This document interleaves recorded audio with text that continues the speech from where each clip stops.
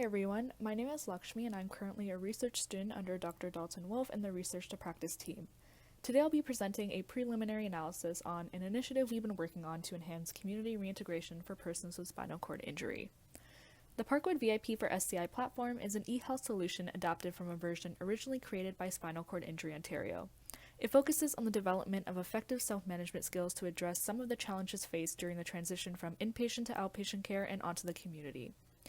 The platform is especially relevant with our current state of dealing with the COVID-19 pandemic in providing resources during a time of physical isolation.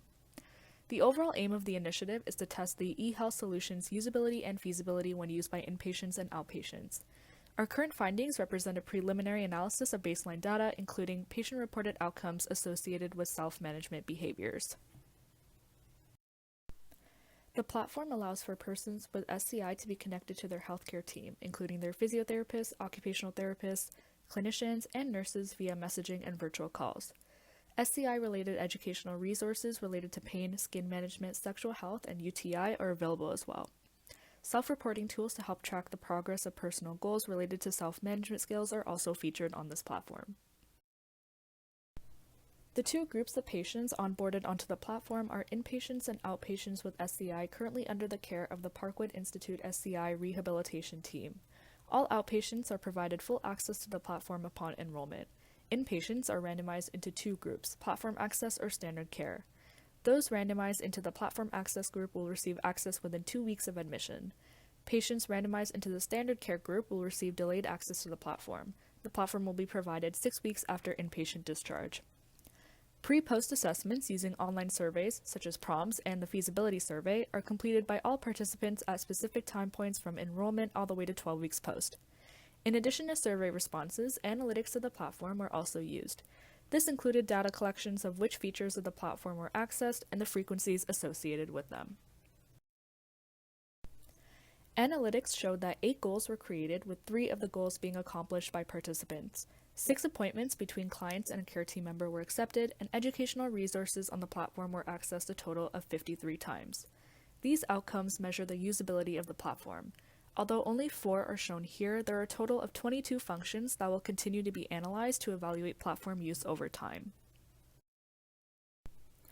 Preliminary findings from the Patient-Reported Outcome Measure Survey, or PROMs, indicate average scores of the ability to undergo specific outcome measures, such as independence, participation in social roles, resilience, self-efficacies, pain interference, and pain behavior. PROM surveys are taken at different time points depending on whether a patient is in the inpatient or outpatient group.